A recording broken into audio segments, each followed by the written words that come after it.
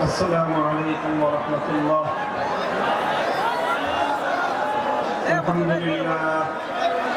الحمد لله نحمده ونستعينه ونستغفره ونؤمن به ونتوكل عليه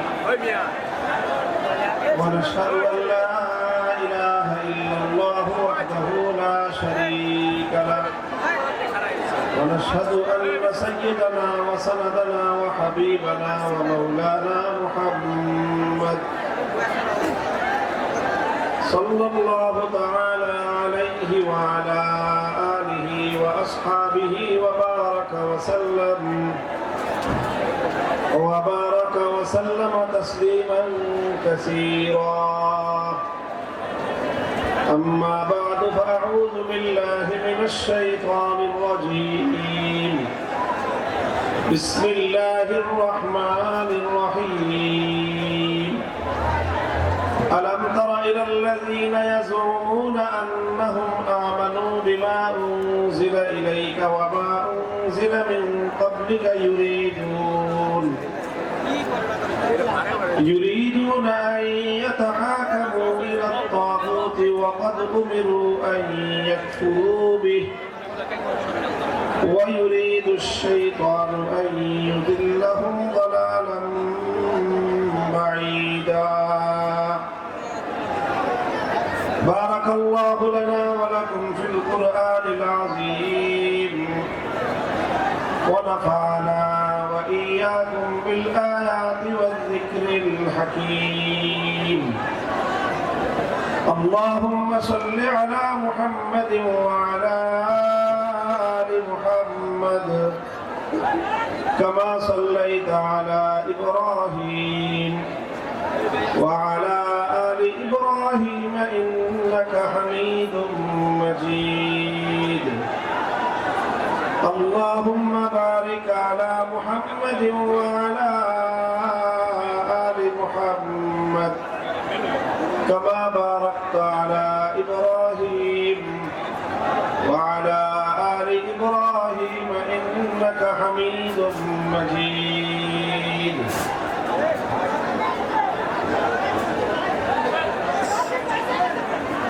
মোহতারাম হযরত সদরে জলসা বাংলাদেশের অন্যতম শীর্ষ প্রবীণ আলেমে দ্বীন জামিয়া ফয়জুর রহমানের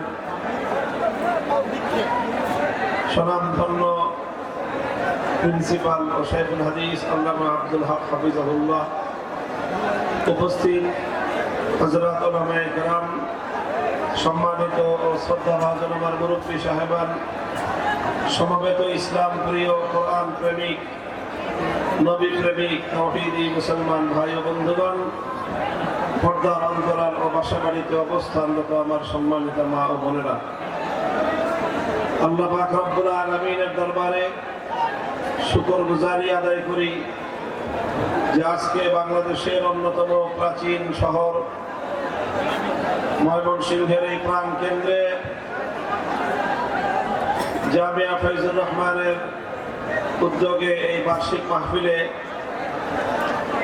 এত অঞ্চলের বিপুল পরিমাণ ধর্মপ্রাণ মুসলমান, আলেম ওলামা, ছাত্র জনতা ও সর্বস্তরের তৌহিদি জনতার ঢল নেমেছে। এটা প্রমাণ করে যে বাংলাদেশ ইসলামের জন্য একটি উর্বর ভূমি। আমরা যদি সঠিকভাবে আমাদের এই প্রজন্মকে নেতৃত্ব দিতে পারি, আগামীর বাংলাদেশ হবে ইসলামের বাংলাদেশ। মুহতারাম হাজিরিন,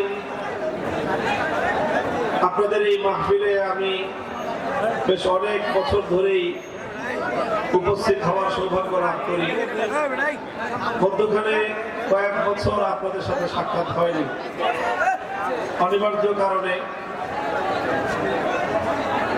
সর্বশেষ যে বছর আমি আপনাদের এখানে মাহফিলে আলোচনা করেছিলাম,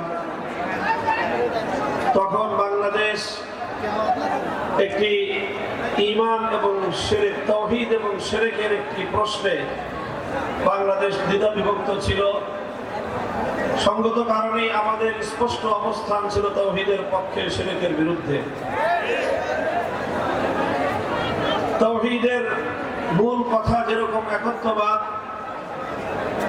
শিরকের মূল কথা হলো আল্লাহ পাক রব্বুল আলামিনের যেই সকল অনন্য এবং একচ্ছত্র বৈশিষ্ট্য রয়েছে, সেই বৈশিষ্ট্যের মধ্যে আল্লাহর সঙ্গে গায়রুল্লাহকে অংশীদার সাব্যস্ত করা। সেই শিরকের পৃথিবীতে সবচেয়ে বড় প্রতীক হলো মূর্তি। পৃথিবীতে শিরকের সবচেয়ে বড় প্রতীক, আইকন হলো মূর্তি। মূর্তি সেটা যে নামেই হোক, মূর্তির মাধ্যমেই পৃথিবীতে শিরকের সূচনা। মূর্তি থেকেই এই পৃথিবীতে মানুষ শিরকের দিকে ধাবিত হয়েছে। এটা কোনো সাধারণ মানুষের কথা নয়, বরং এটা স্বয়ং আল্লাহ রাসূল সাল্লাল্লাহু আলাইহি ওয়াসাল্লামের হাদিসের ঘোষণা। এই জন্য কোনো একত্ববাদী, কোনো মুমিন, কোনো তাওহীদপন্থী মানুষ কখনো মূর্তির পক্ষ অবলম্বন করতে পারে না। এবং প্রত্যেকটা তাওহীদবাদী ঈমানদারের অবস্থান স্পষ্টভাবে মূর্তির বিপক্ষে হতে হবে। মূর্তির এই বিতর্কের সময়ে আপনাদের এই মঞ্চেই আমি বাংলাদেশে যার নেতৃত্বে মূর্তি সংস্কৃতি বাস্তবায়নের অপচেষ্টা করা হয়েছিল, তাকে সতর্কবাণী উচ্চারণ করেছিলাম। সেই সতর্কবার্তা এটা তাদেরকে বলেছিলাম কল্যাণকামিতার দৃষ্টিতে, কিন্তু তারা বিষয়টাকে ভালো চোখে না নিয়ে তারা সতর্ক হবে তো দূরের কথা, তারা শিরকের পথে অটল থেকে একত্ববাদের কথা বলার অপরাধে, মূর্তির বিরুদ্ধাচরণ করার অপরাধে আমাদের বিরুদ্ধে ঘৃণ্য ষড়যন্ত্রে লিপ্ত হয়েছিল। 4 বছর পরে আজকে কথা বলতে আমাদের কোনো দ্বিধা নেই যে আমরা এর চেয়ে কঠিন পরিস্থিতি হলেও আলহামদুলিল্লাহ কখনোই মূর্তির বিরুদ্ধে আমাদের কণ্ঠে কথা বলতে আমরা দ্বিধা করব না।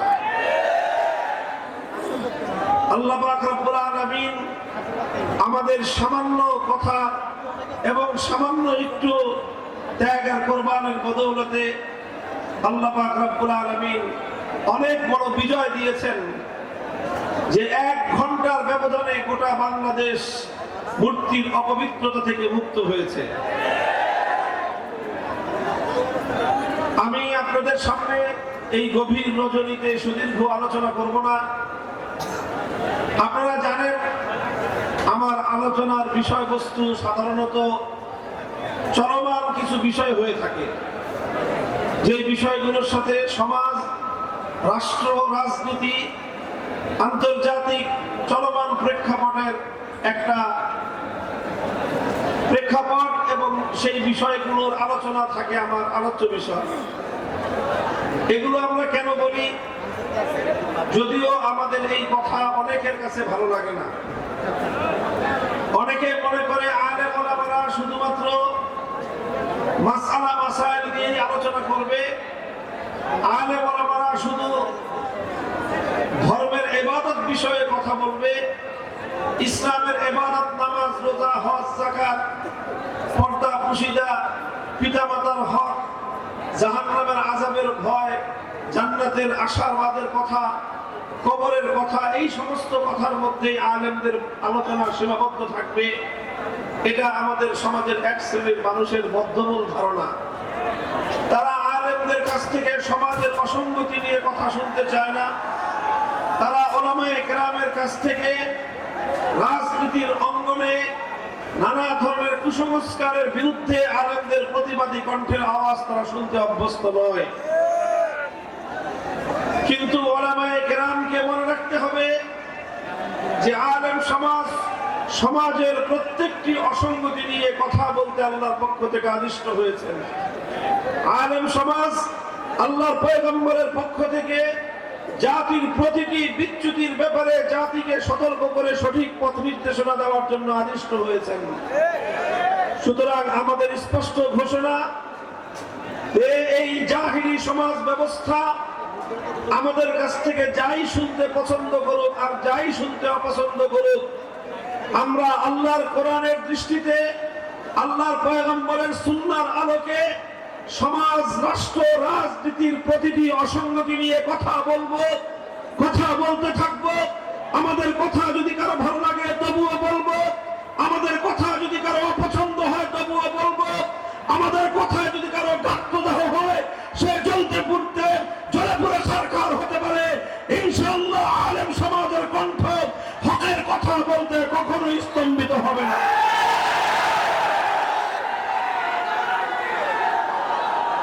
মুহতারাম হাজিরিন, ঠিক এমনই একটি প্রসঙ্গ নিয়ে একটি ঐতিহাসিক প্রেক্ষাপট আলোচনা করে বর্তমান সময়ের সবচেয়ে গুরুত্বপূর্ণ জাতীয় যে ইস্যু, সেই বিষয়ে ওলামায়ে কেরামের পক্ষ থেকে প্রতিনিধিত্বশীল কিছু কথা আমি আপনাদের সম্মুখে তুলে ধরব। আমি আপনাদের সম্মুখে আল্লাহর কোরআনে পাকের সূরাতুন নিসার 7 নম্বর আয়াতটি তেলাওয়াত করেছি। আল্লাহ পাক রব্বুল আলামিন আমার এই তেলাওয়াতকৃত আয়াতের মধ্যে অত্যন্ত ক্ষোভ এবং ঘৃণা নিয়ে এক শ্রেণীর মানুষের ব্যাপারে আশ্চর্য প্রকাশ করেছেন। আল্লাহ বলেছেন, আলাম তারা ইলাল্লাযীনা ইয়াজউমুনা আন্নাহুম আমানু বিমা উনজিলা ইলাইকা ওয়া মা উনজিলা মিন ক্বাবলিক ইউরিদুনা আন ইয়াতাহাকামু ইলাত তাগুতি ওয়া ক্বাদ উমিরু আন ইয়াকফুরু বিহি ওয়া ইউরিদু আশ-শাইতানু আন ইউদিল্লাহুম দালালাম বাঈদা।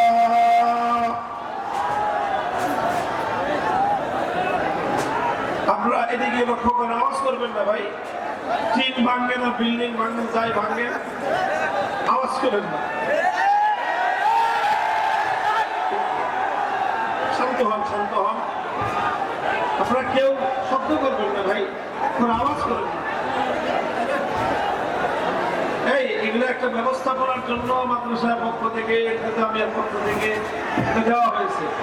আপনারা বিশৃঙ্খলা করবেন না মেহেরবানি করে, মাহফিলটা আমাদেরকে সমাপ্ত করতে চান। আপনারা এইভাবে এই কেউ টিনে হাত দিবেন না, কেউ টিনে হাত দিবেন না, দয়া করে কেউ টিনে হাত দিবেন না।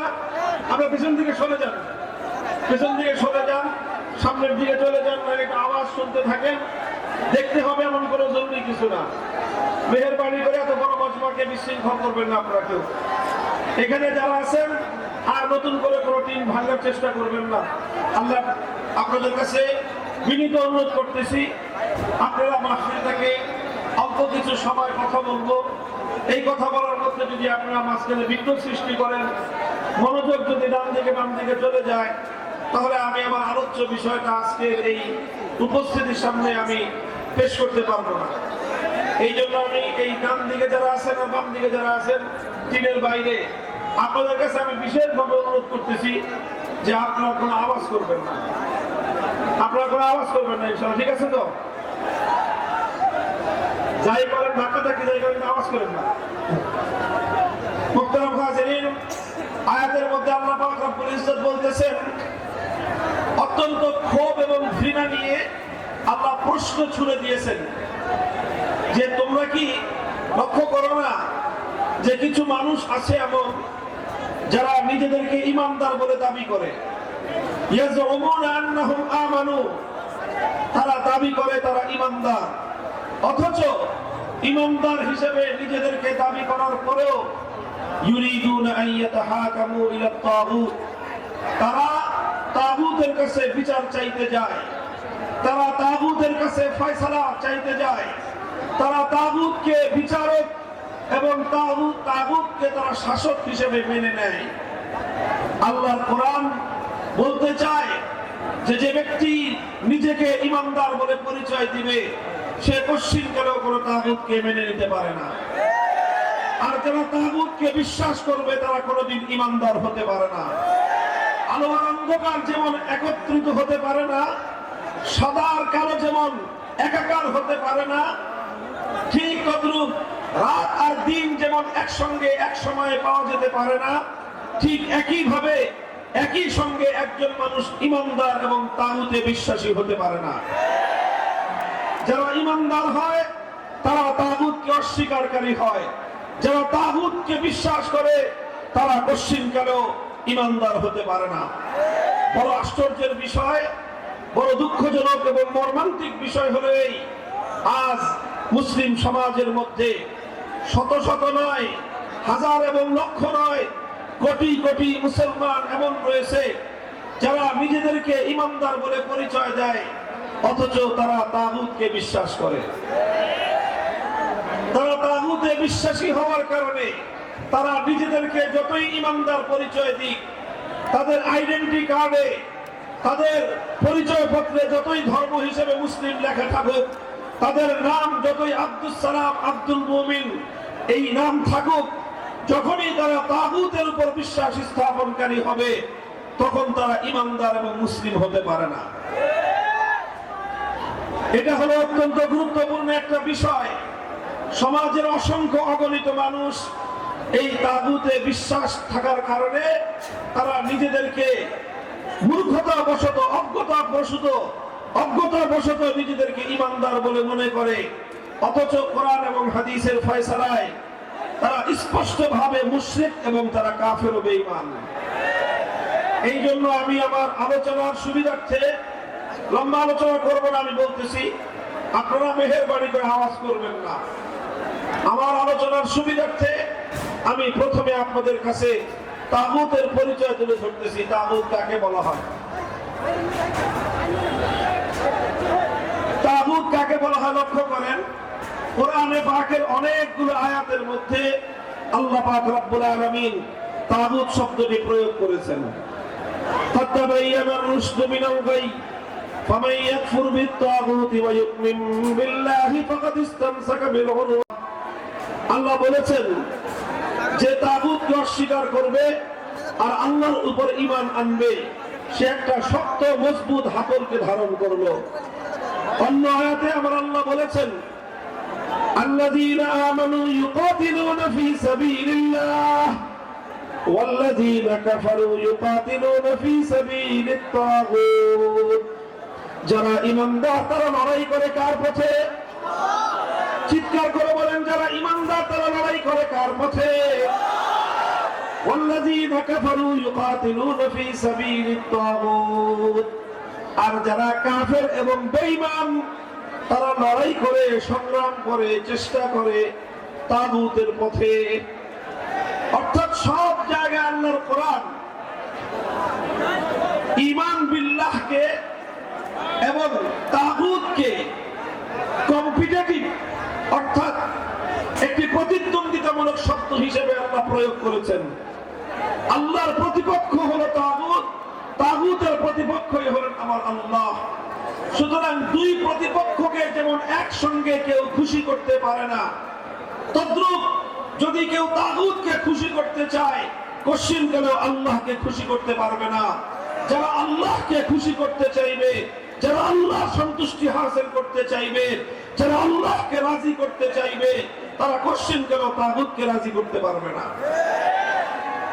কাজেই এই যে দ্বিমুখী একটা চরিত্র মানুষের মধ্যে আছে, যে আল্লাহ ভি রাজি রহে শয়তান ভি নারাজ না হো, আল্লাহ সন্তুষ্ট থাকুক শয়তানও যেন বেজার না হয়, এই ধরনের ধোঁকাবাজি আর মুনাফিকি নীতি পরিহার করতে হবে। আর এই মুনাফিকি নীতি মুসলমানদের মধ্যে সবচেয়ে বেশি প্রবিষ্ট আছে। মুসলিম জাতি এবং সমাজের মধ্যে সবচেয়ে বেশি মুনাফিকি নীতি কার্যকর আছে হলো মুসলমানরা তাগুতের পরিচয় জানে না। এই জন্য খুব সংক্ষিপ্ত ভাবে আমি আপনাদের সামনে তাগুতের পরিচয় তুলে ধরছি। আমি বলছি কোরআনে পাকের অনেকগুলো আয়াতের মধ্যে আল্লাহ পাক রব্বুল আলামিন তাগুতকে আল্লাহর প্রতিপক্ষ হিসেবে সাব্যস্ত করেছেন। এই জন্য কাদিমান ওয়া হাদিসান সাহাবায়ে কেরামের যুগ থেকে আজ পর্যন্ত যারা এই পবিত্র কোরআন নিয়ে আলোচনা করেছেন, তাফসীর করেছেন, তারা সকলেই অত্যন্ত গুরুত্বের সঙ্গে তাগুতের পরিচয় তুলে ধরেছেন। এবং সেই সবগুলো কথা একত্রিত করলে তার সারাংশ যেটা দাঁড়ায় সেটা হলো তাগুতের পরিচয় বলা হয়, তাগুত ওই গায়রুল্লাহকে বলা হয়। গায়রুল্লাহ মানে হলো আল্লাহ ভিন্ন পৃথিবীতে যা আছে সবই কি বলেন? আপনার কথা বুঝতেছেন আমার? না শুধু স্লোগান দেওয়ার তালে আছেন?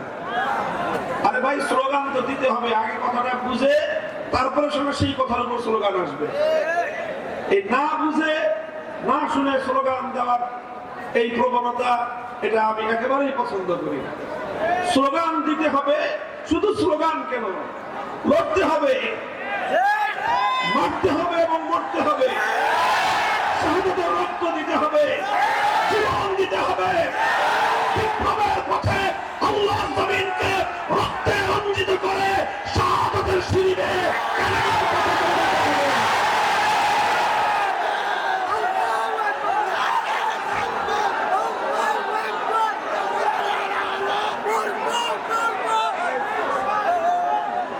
তবে এই সব কিছু করতে হবে, বুঝে না বুঝে, শিক্ষার করণ বুঝে না বুঝে। আমাদের অত্যন্ত গুরুত্বপূর্ণ মৌলিক প্রশ্ন, আমার কথা বুঝেন, নবীন ওলামায়ে কেরাম ভালো করে বুঝবেন। আজকে এই সমাজের কাছে, বিশেষ করে আধুনিক শিক্ষিত তরুণ প্রজন্ম, স্কুল কলেজ ইউনিভার্সিটির ছাত্ররা আজ যেই প্রসঙ্গটা খুব ভালো করে জানতে চায়, বুঝতে চায়, সেই প্রসঙ্গ হলো এই ঈমান এবং কুফরের প্রসঙ্গ, তাওহীদ এবং শিরকের প্রসঙ্গ, একত্ববাদী আল্লাহ এবং এই তাগুতের পার্থক্য প্রসঙ্গ আজকে বুঝতে চায় তারা। আর এই আবেগ, এই চেতনা তাদের মধ্যে সৃষ্টি হয়েছে বলে বাংলাদেশে 5ই আগস্টের বিপ্লব হয়েছে। 5ই আগস্টের বিপ্লব শুধু আলেম ওলামারা করে নাই, 5ই আগস্টের বিপ্লব শুধু কওমি মাদ্রাসার ছাত্ররা করে নাই, বরং 5ই আগস্টের বিপ্লব এদেশের কওমি, আলিয়া, স্কুল, কলেজ, ইউনিভার্সিটির সকল প্রজন্মের ছাত্র জনতা, ইয়াং জেনারেশন, তরুণ প্রজন্ম ঐক্যবদ্ধ হয়ে যে বিপ্লব করেছে, সেই বিপ্লবের অন্যতম চেতনা ছিল আল্লাহর জমিন থেকে সমস্ত তাগুতি শক্তির শেকড় সহ উপড়ে ফেলা। কাজেই এটা গুরুত্বপূর্ণ প্রসঙ্গ, এটা বুঝতে হবে আমাদেরকে, ছাত্র জনতাকে বুঝতে হবে, তরুণ আলেমদেরকে বুঝতে হবে, জাতির কাছে এই মেসেজ পৌঁছে দিতে হবে। আমি বলছি তাগুতের পরিচয়, ডেফিনিশন, সংজ্ঞা বলছি তাগুত কাকে বলা হয়। খুব সহজ ভাষায় বলতে গেলে আমি বলছিলাম, গায়রুল্লাহ বুঝেন? বলেন সকলে জবাব দেন, গায়রুল্লাহ বুঝেন? গায়রুল্লাহ মানে কি? আল্লাহ ছাড়া। গায়রুল্লাহ মানে এই পৃথিবীতে আল্লাহ ছাড়া যা আছে সবই আল্লাহ ছাড়া, কায়নাতের মধ্যে যা আছে সব কি গায়রুল্লাহ। তো কোন গায়রুল্লাহকে যদি আল্লাহর আসনে বসানো হয়, সেই গায়রুল্লাহকে বলা হয় তাগুত। যেই গায়রুল্লাহকে আল্লাহর আসনে বসানো হবে, সেই গায়রুল্লাহ কি তাগুত। যে গায়রুল্লাহ নিজে অথবা অন্য কেউ তাকে আল্লাহর আসনে বসানোর পর সে তার প্রতি সম্মত থাকবে, সেই গায়রুল্লাহকেই তাগুত বলা হবে। আরো সহজ ভাষায় যদি বলি, আমার আল্লাহ পাক রব্বুল আলামিনের কিছু বৈশিষ্ট্য আছে যেটা আল্লাহর জন্য নির্ধারিত, যে বৈশিষ্ট্য আল্লাহ ছাড়া অন্য কারো জন্য বৈধ নয়, এমন কিছু বৈশিষ্ট্য আল্লাহর রয়েছে। আল্লাহর সেই বৈশিষ্ট্যগুলো যদি কোন গায়রুল্লাহর জন্য সাব্যস্ত করা হয়, তখনই সেই গায়রুল্লাহ তাগুতে পরিণত হয়। যেরকম সহজ দৃষ্টান্ত দিলে আপনারা বুঝবেন, ইবাদতের একমাত্র মালিক কে? চিৎকার করবেন, একেবারে মাহফিলের শেষ পর্যন্ত বলবেন, ইবাদতের একমাত্র মালিক কে? ইবাদতের একমাত্র উপযুক্ত কে? এখন যে ইবাদত একমাত্র আল্লাহর প্রাপ্য, সেই ইবাদত যদি আল্লাহ ছাড়া কোনো গায়রুল্লাহকে দেওয়া হয়, তাহলে সেই গায়রুল্লাহকেই বলা হয় তাগুত।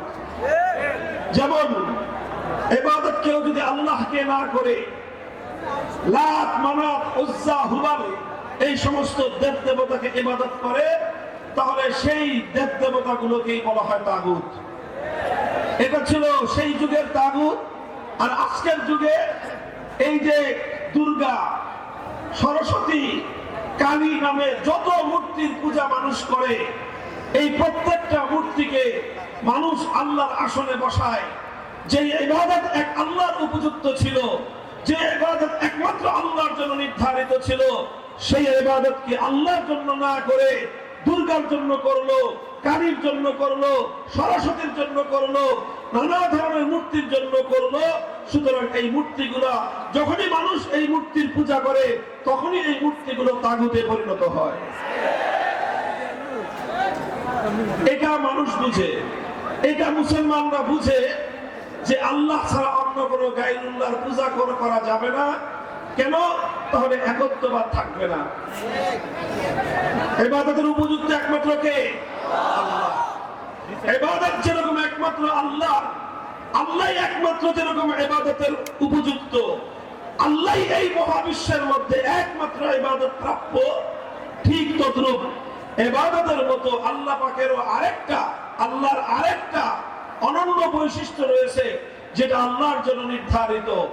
সেটা হলো এই কায়নাতের মধ্যে, গোটা সৃষ্টি জগতের মধ্যে চূড়ান্ত ভাবে আনচ্যালেঞ্জেবল, অর্থাৎ যেই বিষয়কে কেউ চ্যালেঞ্জ করতে পারবে না, কেউ যেটাকে প্রশ্ন করতে পারবে না, কেউ যেটাকে বাতিল করতে পারবে না, এইরকম চূড়ান্ত ভাবে এই মহাবিশ্বের মধ্যে বিধান দেওয়ার একমাত্র মালিককে।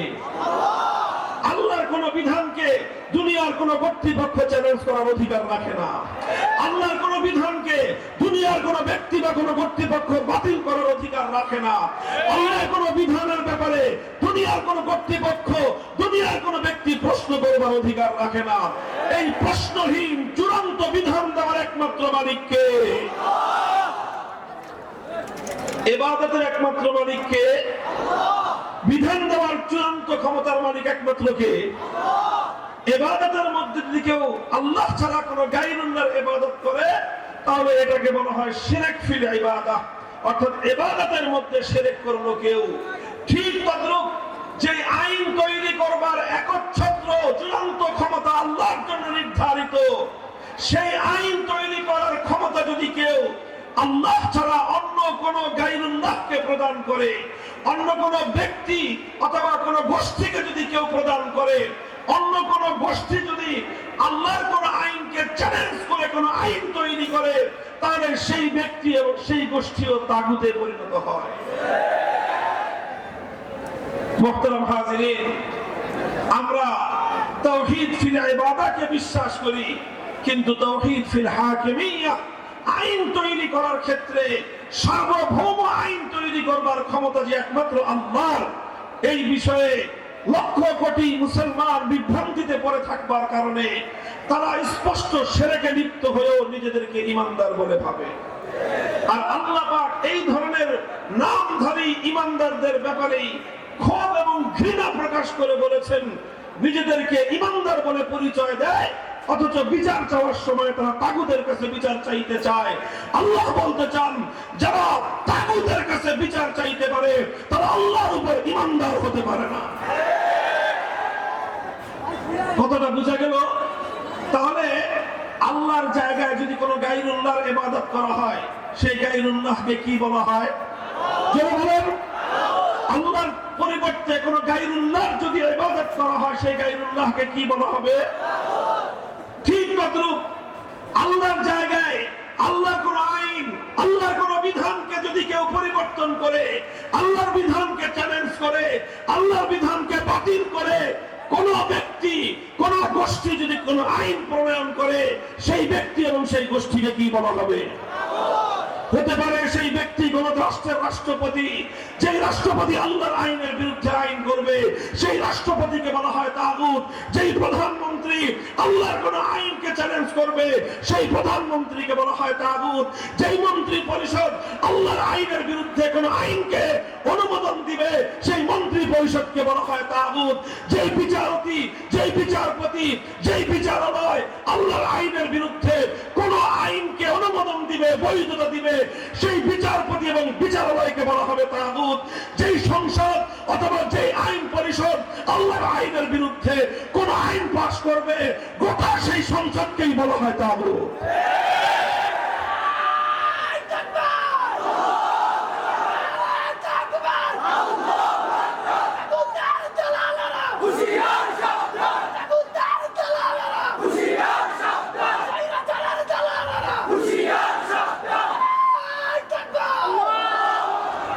মুহতারাম হাজিরিন, এই তাগুত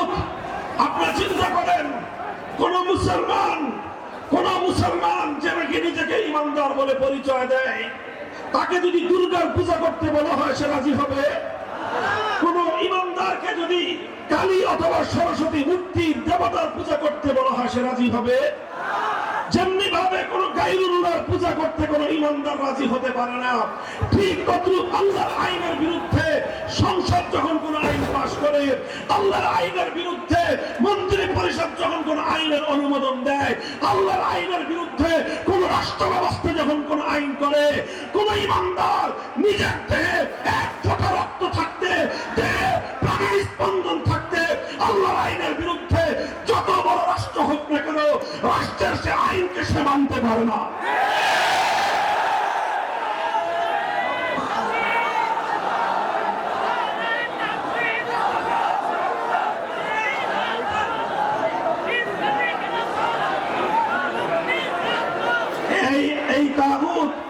এই তাগুতি ব্যবস্থা তথা আল্লাহর এই পৃথিবীতে, আল্লাহর সৃষ্টি জগতের মধ্যে, আল্লাহর মাখলুকাতের উপর গায়রুল্লাহর আইন চাপিয়ে দেওয়া, এটাই হলো এই পৃথিবীর মানুষের উপর সবচেয়ে বড় জুলুম। লক্ষ্য করে বুঝেন, আল্লাহ মাখলুক সৃষ্টি করলেন কে? এই জমিন সৃষ্টি করলেন কে? এই মানুষ সৃষ্টি করলেন কে? এই মানুষকে লালন পালন করেন কে? এই মানুষের রিজিকের ব্যবস্থা করেন কে? এই মানুষের হায়াত মৌতের মালিক কে? সব কিছু আল্লাহ করেন। এই মানুষের জন্য আল্লাহ পাক আগুন পানি বাতাস সৃষ্টি করেছেন। মানুষ আল্লাহর প্রতি মুহূর্তে আল্লাহর রিজিক খেয়ে বেঁচে থাকে। অথচ আল্লাহর সৃষ্টি এই মানব জাতির উপর যখন কিছু গায়রুল্লাহ নিজেদের বানানো আইন চাপিয়ে দেয়, তারা এই মানুষের উপর কত বড় জুলুম করে, খোদার কসম খেয়ে বলি, তাকাদুস সামাওয়াতু ওয়াল আরদ ইয়াতাফাত্তারু, আসমান এবং জমিন ভেঙে পড়ার চেয়েও আরো ভয়ঙ্কর বিষয় হলো মানব জাতির উপর মানুষের বানানো আইন চাপিয়ে দেওয়া। এই অভিশাপ মুসলমানদের মধ্যে দীর্ঘ একটা সময় পর্যন্ত ছিল না। সাহাবীদের যুগে ছিল না, খেলাফতে রাশেদের যুগে ছিল না, খেলাফতে বনু উমাইয়ার যুগে ছিল না, খেলাফতে বনু আব্বাসিয়ার যুগে কোনোদিনও কোনো মুসলমান একথা কল্পনাও করতে পারত না যে মুসলিম সমাজের মধ্যে গায়রুল্লাহর কোন আইনের দ্বারা সমাজ পরিচালিত হবে। সর্বপ্রথম এই অভিশাপ মুসলিম জাতির উপর চেপে বসলো যখন তাতারিরা মুসলমানদের জাতির উপর, তাতারিরা মুসলিম বিশ্বের উপর হামলে পড়লো। তারা আগ্রাসন শুরু করলো, মুসলমানদের খেলাফত ধ্বংস করে, মুসলমানদের খেলাফতের কেন্দ্রবিন্দু বাগদাদকে ধ্বংস করে তারা মুসলিম বিশ্বের বিপুল জায়গা দখল করে কেড়ে নিল।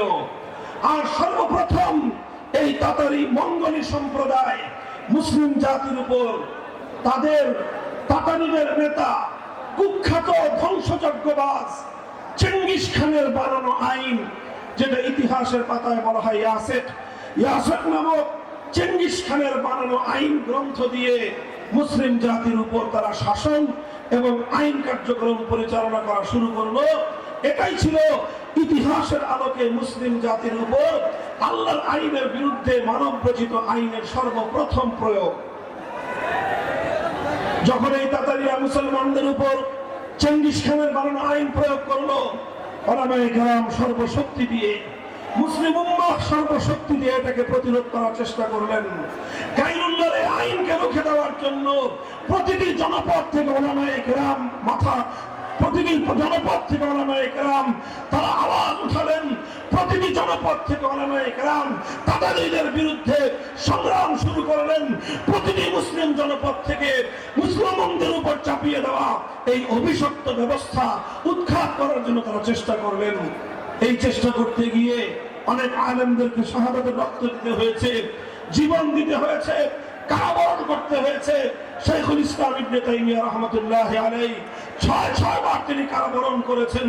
কারা প্রকোষ্ঠে জীবনের দীর্ঘ সময় তিনি অতিক্রম করে দিয়েছেন, কিন্তু গায়রুল্লাহর আইন, আল্লাহর আইনের পরিবর্তে মুসলিম জাতির উপর চাপিয়ে দেওয়াকে তিনি মেনে নিতে পারেন নাই। ওলামায়ে কেরামের এই সংগ্রাম, তাদের এই ত্যাগ আর কোরবানির বিনিময়ে এক সময় আল্লাহ পাক রব্বুল আলামিন মুসলমানদের উপর থেকে এই অভিশাপকে তুলে নিলেন। তাতারিরা ব্যাপকভাবে পরাস্ত হলো, বিভিন্ন যুদ্ধে তাতারিদের পরাজয় ঘটলো, আর অনেক তাতারিরা ইসলাম গ্রহণ করে ইসলামের সুশীতল ছায়ায় চলে আসলো এবং একটা পর্যায়ে গিয়ে খেলাফতে ওসমানিয়া প্রতিষ্ঠিত হলো। একদিকে নাম কাওয়াস্তে খেলাফতে বনু আব্বাসিয়া, আরেকদিকে খেলাফতে ওসমানিয়া চলতে থাকলো এবং আবার মুসলমানদের দেশে, মুসলিম সমাজে আল্লাহর আইনের দ্বারা জাতি শাসিত হওয়ার সেই সোনালী যুগ আবার ফিরে এলো। এভাবেই চলতে চলতে চলতে চলতে 1757 সালে এই ভারতবর্ষকে দখল করলো ইংরেজ সাম্রাজ্যবাদ, ব্রিটিশ সাম্রাজ্যবাদ আমাদের ভারতবর্ষ দখল করলো। ওদিকে ফ্রান্স সাম্রাজ্যবাদ আফ্রিকার বিভিন্ন মুসলিম অঞ্চলগুলোকে দখল করলো। ইতালি বিশাল মুসলিম এলাকা দখল করে নিল। এইভাবে পশ্চিমা সাম্রাজ্যবাদীরা মুসলিম দেশ এবং মুসলিম জনপদগুলোকে দখল করে করে নিয়ে সেই জায়গাগুলো থেকে আল্লাহর আইনকে উৎখাত করে দিয়ে, কোরআনের শাসন ব্যবস্থাকে উৎখাত করে দিয়ে আল্লাহর আইনের জায়গায় সাম্রাজ্যবাদী ব্রিটিশ আইনের দ্বারা মুসলিম জাতিকে তারা শাসন করতে শুরু করলো। এই অভিশাপ শুরু হলো আমাদের এই পাক ভারত উপমহাদেশে 1757 সালের পরে। যখন এই অভিশপ্ত ধারা শুরু হলো, সর্বপ্রথম শাহ আব্দুল আজিজ মুহাদ্দিস দেহলভী রাহমাতুল্লাহি আলাইহি তিনি একটা ঐতিহাসিক ফতোয়া দিয়েছিলেন। সেই ফতোয়া হলো এই যে ভারতবর্ষে সংখ্যার দিক থেকে মুসলমান যতই হোক না কেন, সংখ্যার দিক থেকে মুসলমান যতই হোক, মুসলমানদের দেশ হওয়া, মুসলিম দেশ হওয়া, ইসলামী দেশ হওয়ার জন্য সংখ্যায় মুসলমান বেশি প্রয়োজন নয়। আর সংখ্যায় মুসলমান যতই থাকুক, একটি দেশ তখনই ইসলামী দেশ থাকে যখন সেই দেশের শাসনতন্ত্র হয় কোরআনী শাসন, যখন সেই দেশের আইন হয় আল্লাহর আইন। সর্বপ্রথম যখন ব্রিটিশ সাম্রাজ্যবাদীরা মুসলমানদের এই ভারতবর্ষকে দখল করে আল্লাহর আইনের পরিবর্তে ব্রিটিশদের প্রবর্তিত আইন তারা চালু করলো, শাহ আব্দুল আজিজ রহমতুল্লাহি আলাইহি ফতোয়া জারি করলেন, এই দেশ এখন কোটি কোটি মুসলমান থাকতে পারে, কিন্তু এই দেশ আর ইসলামী দেশ নাই। এই দেশ এখন দারুল ইসলাম নয়, এই দেশ এখন দারুল হরব, অর্থাৎ এই দেশ এখন কাফেরদের দ্বারা আক্রান্ত দেশ। কারণ এই দেশে মুসলমান থাকতে পারে, মুসলমানরা নিরাপদ থাকতে পারে, কিন্তু এদেশে ইসলাম নিরাপদ নাই, এদেশে ইসলামের আইন নিরাপদ নাই। যে দেশে ইসলামের আইন নিরাপদ নাই সেই দেশ দারুল হরব। সেই হিসেবে এই দারুল হরবকে আবার দারুল ইসলামে ফিরিয়ে আনা আর এজন্য লড়াই করা, জিহাদ করা, সংগ্রাম করা প্রত্যেক মুসলমানের জন্য ফরজ। এই ফতোয়া জারি করার পর মুসলমানরা আবার আল্লাহর আইন ফিরিয়ে আনার জন্য সংগ্রাম শুরু করলেন, লড়াই শুরু করলেন। লড়াই আর সংগ্রাম চলতে চলতে 1831 সালে বালাকোটে সৈয়দ আহমদ শহীদ রহমতুল্লাহি আলাইহি ইংরেজদের বিরুদ্ধে লড়াই করলেন। উদ্দেশ্য ছিল একটাই, আবার আল্লাহর জমিনে আল্লাহর আইন ফিরিয়ে আনা। সেই বালাকোটে সৈয়দ আহমদ রহমতুল্লাহি আলাইহি শাহাদাত বরণ করলেন। আবার মুসলমানরা নতুন করে লড়াই শুরু করলো, প্রস্তুতি শুরু করলো। আবার 1857 সাল এলো। 1857 সালে হাজী ইমদাদুল্লাহ মুহাজির মক্কি রহমতুল্লাহি আলাইহি আল্লাহর জমিনে আল্লাহর আইন বাস্তবায়নের জন্য খেলাফতের ঘোষণা দিলেন এবং তিনি আমিরুল মুমিনিন হিসেবে মুসলমানদের উপর আল্লাহর আইন প্রয়োগ করার ঘোষণা দিলেন। মুহতারাম হাজিরিন, দুর্ভাগ্যজনক আমরা আজকে হাজী ইমদাদুল্লাহ মুহাজির মক্কি রহমতুল্লাহি আলাইহিকে শুধুমাত্র সাইয়্যিদুত তায়েফা, সকল পীরদের পীর হিসেবে আমরা পরিচয় দিয়ে থাকি। হাজী ইমদাদুল্লাহ মুহাজির মক্কি রাহমাতুল্লাহি আলাইহি যেমনি ভাবে সকলের পীর ছিলেন, রশিদ আহমদ গঙ্গুহির পীর ছিলেন, কাসিম নানতুবি রাহমাতুল্লাহি আলাইহির পীর ছিলেন, শাইখুল হিন্দের পীর ছিলেন, শাহ আশরাফ আলী থানভী রাহমাতুল্লাহি আলাইহির পীর ছিলেন। কিন্তু এমনি একদিকে যেমন তার পীরের পরিচয় ছিল, সঙ্গে সঙ্গে তিনি এই উম্মতের, এই ভারতবর্ষের আমিরুল মুমিনিন ছিলেন। তিনি আমিরুল মুমিনিন ছিলেন। তিনি খেলাফত ঘোষণা দিয়েছিলেন। তার সেই খেলাফতের প্রধান মার্কাজ, প্রধান রাজধানী ছিল থানা ভবন। তার একজন প্রধান সেনাপতি ছিল হাফেজ জামিল রহমতুল্লাহি আলাইহি। তার খেলাফতের প্রধান বিচারপতি ছিলেন রশিদ আহমদ গঙ্গুহি রহমতুল্লাহি আলাইহি। তার রাষ্ট্রে, তার খেলাফতের প্রধানমন্ত্রী ছিলেন কাসিম নানতুবি রহমতুল্লাহি আলাইহি। এভাবে হাজী ইমদাদুল্লাহ মুহাজির মক্কি রহমতুল্লাহি আলাইহি তিনি আবার ইংরেজদের বানানো আইন প্রত্যাখ্যান করে বাতিল করে মুসলিম সমাজের মধ্যে আল্লাহর আইন ফিরিয়ে আনার জন্য খেলাফত কায়েম করেছিলেন। আর তিনি যখন এই খেলাফত কায়েম করে আল্লাহর আইন জারি করলেন, ব্রিটিশ সাম্রাজ্যবাদীরা তাদের বিরুদ্ধে হামলা করলো, আক্রমণ করলো, লড়াই হলো, জিহাদ হলো।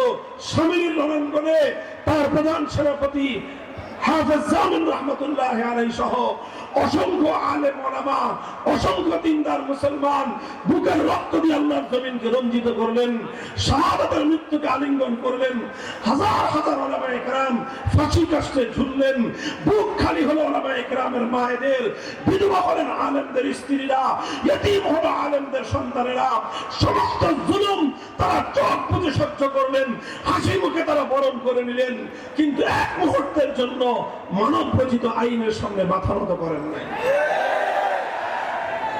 তারা শাহাদাত বরণ করলেন, পারলেন না এবারে দ্বিতীয় চেষ্টায়। তখন 1866 সালে নতুন মেহনত শুরু করলেন, দারুল উলুম দেওবন্দ প্রতিষ্ঠা করলেন। উদ্দেশ্য আবার একই, আল্লাহর জমিনে আল্লাহর আইন, আল্লাহর শাসন ফিরিয়ে আনতে হবে, আল্লাহর জমিনে আল্লাহর কোরআনের শাসন ফিরিয়ে আনতে হবে। 1866 সালে দারুল উলুম দেওবন্দ প্রতিষ্ঠিত হয়ে এই সংগ্রাম শুরু হলো। চলতে চলতে চলতে চলতে 80 বছর পরে 1947 সালে ব্রিটিশরা রাজি হলো যে ঠিক আছে, আমরা তোমাদের দেশ ছেড়ে চলে যাব, তোমরাই তোমাদের দেশ যেভাবে ইচ্ছা সেভাবে শাসন করবে। যখন ব্রিটিশরা এই দেশ ছেড়ে চলে যেতে সম্মত হলো, তখন এদেশে বড় বড় দুইটা জাতি ছিল, একটা হলো হিন্দু জাতি আর একটা হলো মুসলিম জাতি।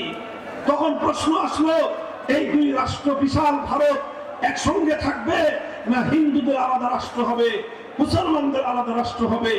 তখন মুসলমানরা সিদ্ধান্ত নিল, অধিকাংশ মুসলিমরা সিদ্ধান্ত নিল যে আমাদের দুনিয়ার এত উন্নতির প্রয়োজন নাই, আমাদের এত বড় রাষ্ট্রের প্রয়োজন নাই, আমাদের জাগতিক এত সমৃদ্ধির প্রয়োজন নাই।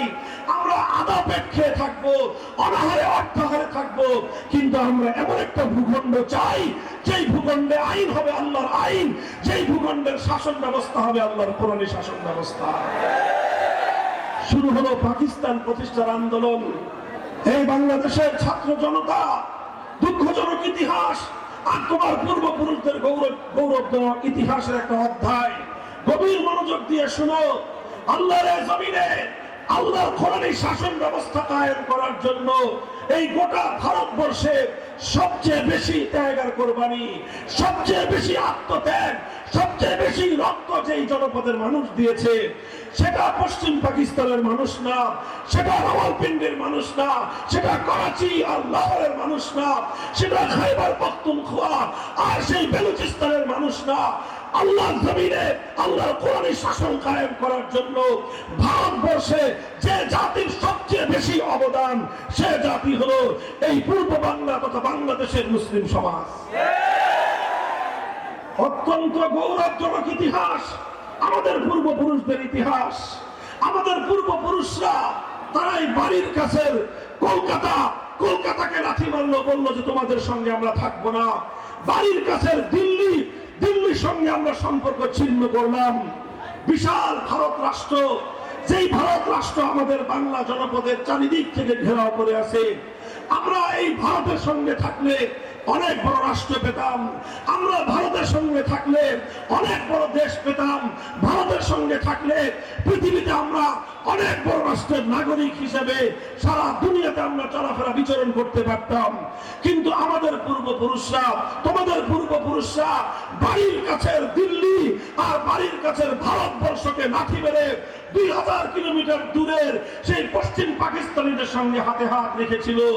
এ কারণে নয় যে ওরা পশ্চিম পাকিস্তানি খান পাঠান, শুধু একটা কারণে, ওদের পরিচয় মুসলমান, আমাদের পরিচয় মুসলমান। আমরা বলেছিলাম আসো মুসলমান মুসলমান, হাতে হাত রাখি, ভ্রাতৃত্বের বন্ধন স্থাপন করি, আর আমরা এমন একটা রাষ্ট্র করি যে রাষ্ট্রের সংবিধান হবে আল কোরআন।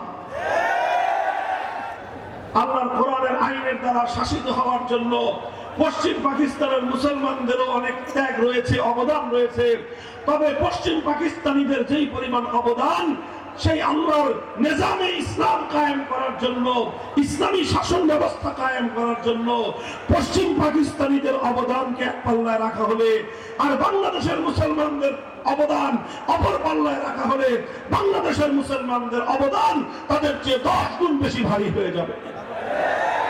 কিন্তু দুর্ভাগ্য আমাদের, আমরা স্বাধীন করলাম, আমরা হিন্দুদের থেকে আলাদা হয়ে মুসলিম রাষ্ট্র গঠন করলাম, এমন একটা রাষ্ট্র যে রাষ্ট্রের সংবিধান হবে কোরআনী সংবিধান, যে রাষ্ট্রের শাসনতন্ত্র হবে ইসলামী শাসনতন্ত্র, যে রাষ্ট্রের নিজাম হবে নিজামে ইসলাম। এরকম একটা স্বপ্ন নিয়ে এদেশের মানুষ হাজার মাইলের দূরত্বে পশ্চিম পাকিস্তানিদের সঙ্গে আমরা বন্ধন গড়ে তুললাম। কিন্তু দুর্ভাগ্য, পশ্চিম পাকিস্তানিরা আমাদের 1947 সালের 15ই আগস্টের স্বাধীনতা অর্জন হওয়ার পর থেকেই ওরা আমাদের সঙ্গে বিমাতাসুলভ আচরণ শুরু করলো, বিশ্বাসঘাতকতা শুরু করলো, গাদ্দারি করা শুরু করলো। আমাদের আলেম সমাজ বারবার তাদেরকে বলল, অঙ্গীকার পুরা করো, জাতির সঙ্গে যে ওয়াদা করে পাকিস্তান গঠন করেছিলে, মুসলমানদের জন্য একটা ভূমি হবে, ভূখণ্ড হবে, একটা দেশ হবে, যেই দেশের শাসনতন্ত্র হবে ইসলামী শাসনতন্ত্র, যেই দেশের আইন হবে আল্লাহর কোরআনের আইন, সেই অঙ্গীকার তোমরা পূরণ করো। পশ্চিম পাকিস্তানি রাষ্ট্রনায়করা বলতো হুজুরদেরকে যে হুজুর আর কয়েকটা দিন সবর করেন। কেন সবর করব? তারা বলতো যে রাষ্ট্রটা এখনো শিশু রাষ্ট্র, তো এখনো শিশু রাষ্ট্র হওয়ার কারণে এখন যদি আমরা এই রাষ্ট্রের মুসলমানি করাই তাহলে এই রাষ্ট্রটা টিকবে না। বুঝেন না এই কথা? আরে পোলাপানদের মুসলমানি করায় না, একটু বড় হয়ে নি। ওই পশ্চিম পাকিস্তানি শাসকরা আমাদের আলেম ওলামারা যখনই দাবি তুলতো যে রাষ্ট্রকে মুসলমান বানাও না কেন, হুজুর এই রাষ্ট্রটা শিশু, তো আরেকটু বড় হোক, এরপরে এই রাষ্ট্রকে মুসলমান বানাবো, রাষ্ট্রের মুসলমানি করায় কোরআনী শাসন আমরা কায়েম করব। এই করতে করতে 10 বছর যায়, 15 বছর যায়, 20 বছর যায়। হুজুররা যখনই বলে তখনই তারা বলে যে হুজুর এটা এখনো শিশু রাষ্ট্র, এখনই যদি আমরা এখানে ইসলাম কায়েম করি আমেরিকার সাহায্য পাওয়া যাবে না, ইউরোপ আমাদের থেকে মুখ ফিরিয়ে নেবে, আমরা তখন পৃথিবীতে মাথা উঁচু করে দাঁড়াতে পারবো না।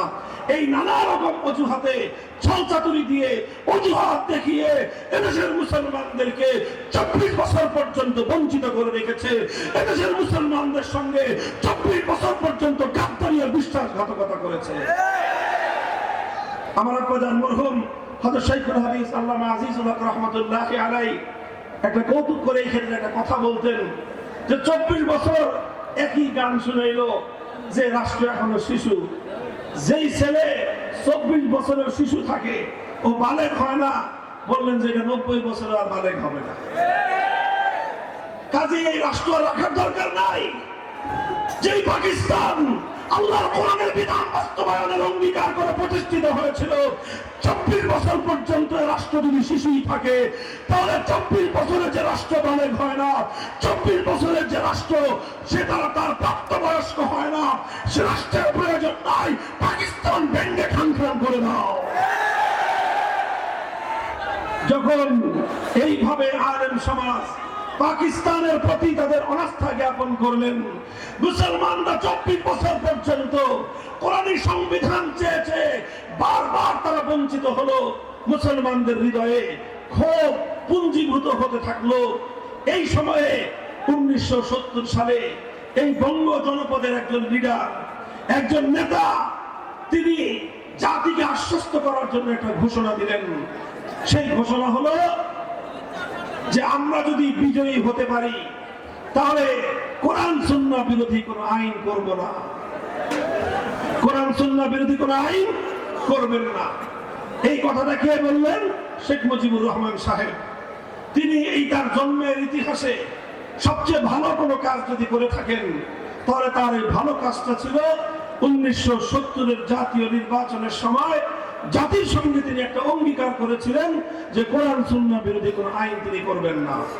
এটা আমাদের মোল্লা মৌলবীদের মুখের কথা নয়, এটা বাংলাদেশের স্বাধীনতার দলিলপত্র ঘেটে দেখেন। 1970 সালের জাতীয় নির্বাচনের আগে আওয়ামী লীগের যে নির্বাচনী ইশতেহার ছিল, সেই নির্বাচনী ইশতেহারের মধ্যে জাতির সঙ্গে প্রকাশ্যে ওয়াদা করা হয়েছিল কোরআন সুন্নাহ বিরোধী কোনো আইন তারা করবেন না। এরপরে কি দেখলাম আমরা, তিনি নির্বাচনে পাশ করলেন, বিজয়ী হলেন, মানুষ অন্ধভাবে তাকে ভোট দিল, বিপুল পরিমাণ ভোট পেয়ে মানুষের জনসমর্থন নিয়ে নির্বাচিত হলেন। ইন্দিরা গান্ধীর সঙ্গে তার সাক্ষাৎ হলো, বৈঠক হলো, কথা হলো। ভারতের প্রধানমন্ত্রী ইন্দিরা গান্ধী শেখ মুজিবুর রহমান সাহেব বাংলাদেশে আসার সময় তার মুজিব কোটের পকেটের মধ্যে একটা ছোট চিরকুট ধরিয়ে দিলেন, আর ওই চিরকুটের মধ্যে তাকে অর্ডার করলেন, তাকে নির্দেশ দিলেন যে তুমি গিয়ে তোমার বাংলাদেশে এমন একটা সংবিধান প্রণয়ন করবা যে সংবিধানটা মুসলমানদের সঙ্গে সাংঘর্ষিক হবে, যে সংবিধান ইসলামী আদর্শের সঙ্গে গাদ্দারি হবে, এমন একটা সংবিধান করবা যেই সংবিধানটা কাগজে কলমে বাংলাদেশের সংবিধান হবে, কিন্তু সেই সংবিধানটা হবে ভারতের দালালির সংবিধান। তিনি সেই সংবিধানের মূল 4 নীতি ইন্দিরা গান্ধী নোট করে দিলেন। প্রথম মূলনীতি হবে জাতীয়তাবাদ, দ্বিতীয় মূলনীতি হবে ধর্মনিরপেক্ষতাবাদ, তৃতীয় মূলনীতি হবে গণতন্ত্র, চতুর্থ মূলনীতি হবে সমাজতন্ত্র।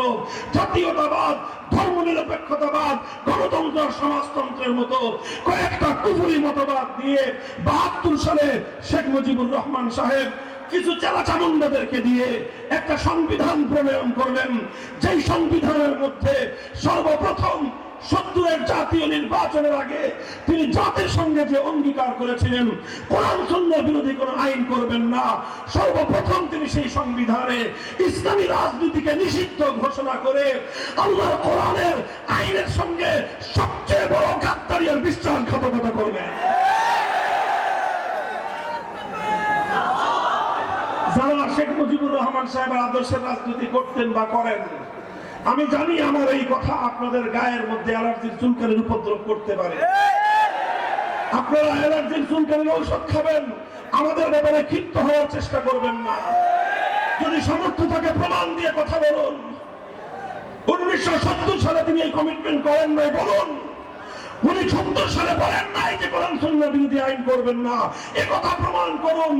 এরপরে আবার 72 সালে ইসলামী রাজনীতি তিনি নিষিদ্ধ করেন নাই, এ কথা প্রমাণ করুন। তিনি ধর্মনিরপেক্ষতার মতো কুফরি একটা মতবাদ দিয়ে মুসলিম দেশের সংবিধানকে কলুষিত করলেন, কলঙ্কিত করলেন, জাতির সঙ্গে গাদ্দারি করলেন, বিশ্বাসঘাতকতা করে ভিনদেশী ভারতের প্রধানমন্ত্রীর সেবা দাসত্বের পরিচয় দিলেন। এটা হলো আমাদের জন্য দুর্ভাগ্যজনক ইতিহাস, মর্মান্তিক ইতিহাস। এই সংবিধান আমার দেশের উপর চেপে আসার পর পাকিস্তান আমলে নাম কাওয়াস্তে যাও কিছু ইসলাম ছিল, ইসলামী শাসন তো ছিল না।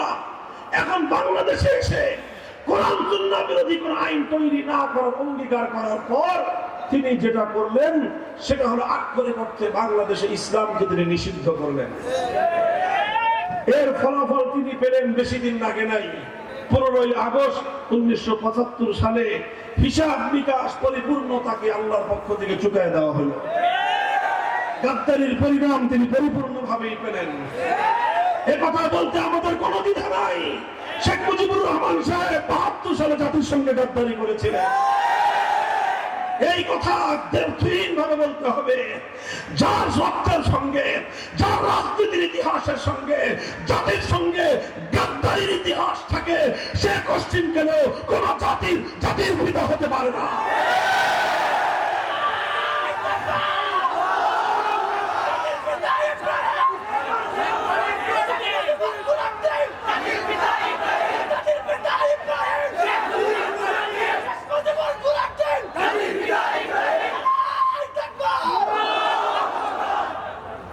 মুহতারাম হাজিরিন, আমি এই আলোচনা, দীর্ঘ আলোচনাকে সংক্ষিপ্ত করে সার নির্যাস আপনাদের সামনে বর্ণনা করতেছি, কারণ আমি কারেন্ট ইস্যু, বর্তমান আমার সমাজ, এই রাষ্ট্রের সবচেয়ে গুরুত্বপূর্ণ ইস্যুকে আমি আপনাদের পক্ষ থেকে, আলেম সমাজের পক্ষ থেকে জাতির সামনে উপস্থাপন করতে চাই।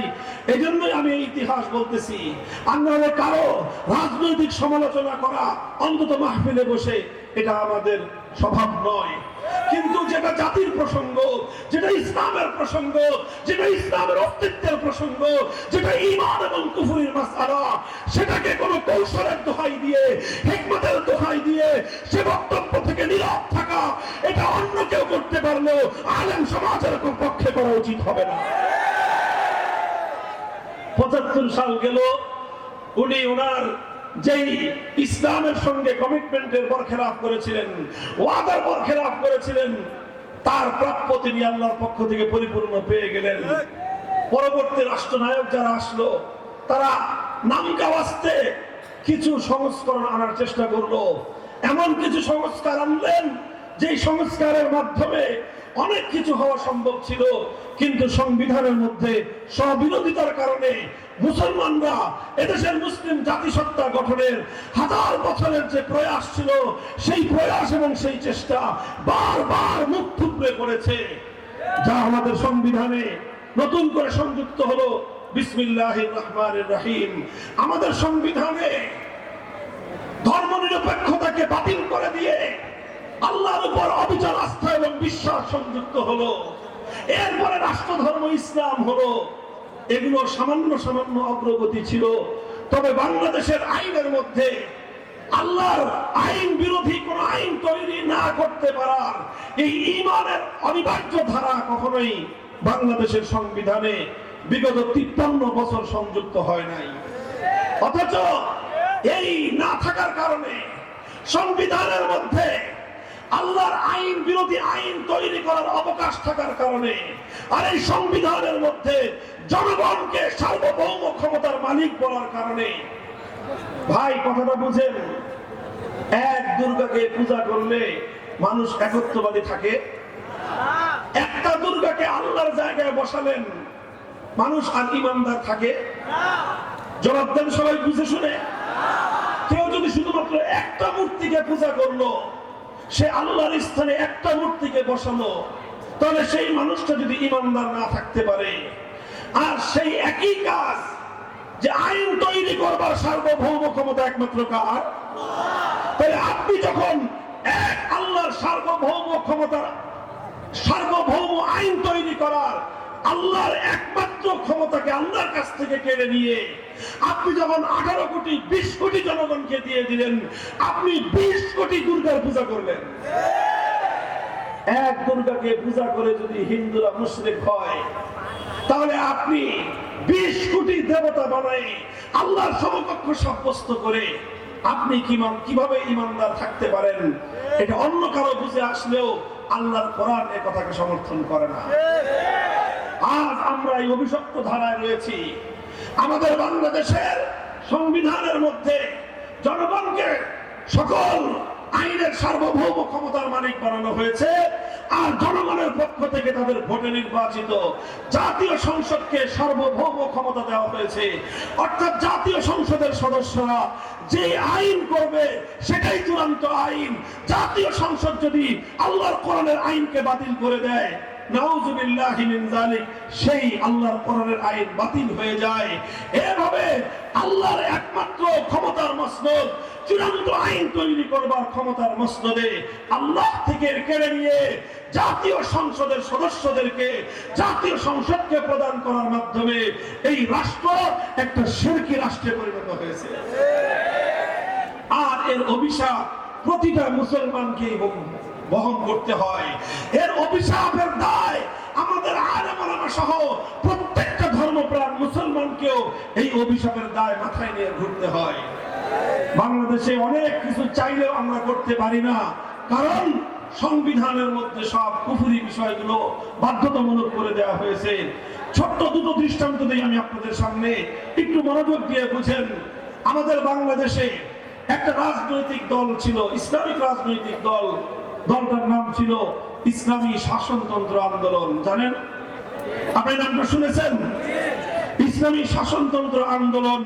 এদেশের শীর্ষস্থানীয় ওলামায়ে কেরাম ঐক্যবদ্ধভাবে এই আন্দোলনটা করেছিলেন। কেন? বাংলাদেশে মানব রচিত শাসনতন্ত্র বাদ দিয়ে আল্লাহর আইনের শাসনতন্ত্র তারা বাস্তবায়ন করবেন এই জন্য। কিন্তু যখন এই 111 সরকার রাজনৈতিক দলগুলোকে রাজনীতি করার জন্য নির্বাচন কমিশনের নিবন্ধন বাধ্যতামূলক করে দিল, তখন ইসলামী শাসনতন্ত্রের তৎকালীন দায়িত্বশীল যারা ছিলেন, তারা ইসলামী শাসনতন্ত্র নামে নিবন্ধন পাওয়ার জন্য আবেদন করলেন নির্বাচন কমিশনের কাছে। নির্বাচন কমিশন বলল, যে বাংলাদেশ হলো কুফরি শাসনতন্ত্র, আপনারা ইসলামী শাসনতন্ত্র চাইলে এদেশে রাজনীতি করতে পারবেন না। তাহলে কি করা যায়? ইসলামী শাসনতন্ত্র দাবি করা যাবে না, এই নাম নিষিদ্ধ। সুতরাং আপনাদেরকে শাসনতন্ত্র শব্দ বাদ দিয়ে তারপরে অনুমোদন নিতে হবে। বাধ্য হয়ে বেচারারা সেটাই করলেন, ইসলামী শাসনতন্ত্র থেকে শাসনতন্ত্র নাম বাদ দিয়ে ইসলামী আন্দোলন নামেই তাদেরকে নিবন্ধন নিতে হয়েছে। এটা আমাদের হৃদয় রক্তক্ষরণের ইতিহাস। আমি জানি না আপনাদের হৃদয় রক্তক্ষরণ হয় কিনা, কিন্তু আমি যখন বিবেচনা করি, হায় এই দেশ, এদেশ থেকে শাহজালাল এজন্য গৌর গোবিন্দকে বিতাড়িত করেছিলেন। এই সেই দেশ যেই দেশের জন্য হাজী শরীয়তুল্লাহ ফরজি আন্দোলন করেছিলেন, বাংলার মানুষ যেন ফরজ বিধান পালন করতে পারে। আর আজ হাজী শরীয়তুল্লাহ রক্তের উপর দাঁড়িয়ে স্বাধীন দেশে ইসলামী শাসনতন্ত্র শব্দটাও আমাদের উচ্চারণ করার অধিকার নাই। এই বুঝি মুসলমানদের দেশ? এর চেয়েও মর্মান্তিক দুঃখজনক ঘটনা হলো আরেকটা রাজনৈতিক সংগঠন, নাম হলো বাংলাদেশ জামায়াতে ইসলামী। নাম শুনেছেন ভাই? তাদের সঙ্গে আমাদের আলেম ওলামাদের, কওমি ওলামাদের অনেকগুলো মৌলিক বড় বড় মত পার্থক্য আছে। মত পার্থক্য গুলো তার আপন জায়গায়, সেই মত পার্থক্য আমাদের সাথে তাদের এখনো নিরসন হয় নাই, মীমাংসা হয় নাই। আমরা তাদের সেই সকল মত পার্থক্যপূর্ণ মতবাদ গুলো আমরা মেনে নেই নাই, এজন্যই তাদের সঙ্গে আমাদের কিছু মতবিরোধ রয়ে গেছে। সেটা ভিন্ন চাপটা, ভিন্ন আলোচ্য বিষয়। কিন্তু আপনারা জানেন, একটা সময় বাংলাদেশের সর্বোচ্চ আদালত হাইকোর্ট থেকে বাংলাদেশ জামায়াতে ইসলামীর নিবন্ধন বাতিল করে দিয়েছিল। জানেন কেন বাতিল করেছিল? এটা কি জানেন কেন বাতিল করেছিল? 1971 সালে তাদের ভূমিকা বিতর্কিত ছিল এই জন্য না। কেন বাতিল করেছিল? তারা আম্বিয়ায়ে কেরামকে মাসুম মানে না, সাহাবায়ে কেরামকে মেয়ারে হক মানে না, এই জন্য না, এইসব কারণে নয়। জামায়াতে ইসলামের নিবন্ধন বাতিল করেছিল কারণ তাদের সংবিধানের মধ্যে একটা মৌলিক ভালো কথা ছিল। সেই ভালো কথাটা হলো, সংবিধানের মধ্যে তাদের আল্লাহর সার্বভৌমত্বের কথা বলা হয়েছিল। অর্থাৎ আইন তৈরি করবার চূড়ান্ত ক্ষমতা একমাত্র কার? আরে ভাই, ইসলামী রাজনীতির মূল কথাই তো এটা। যারা ইসলামী রাজনীতি করে, চাই সেটা সালাফিরা করুক, চাই সেটা আহলে হাদিসরা করুক, চাই সেটা হানাফিরা করুক, চাই সেটা বেরলভীরা করুক, চাই সেটা সুন্নিরা করুক, যারাই করুক, সকল ইসলামী রাজনীতির মূল কথা হলো আইন চলবে কার? এই শুধুমাত্র আল্লাহর সার্বভৌমত্বের কথা কেন বলা হলো? এই কারণে বাংলাদেশের সর্বোচ্চ আদালত জামায়াতে ইসলামী, বাংলাদেশ জামায়াতে ইসলামীর নিবন্ধন বাতিল করে দিল যে তোমরা যেহেতু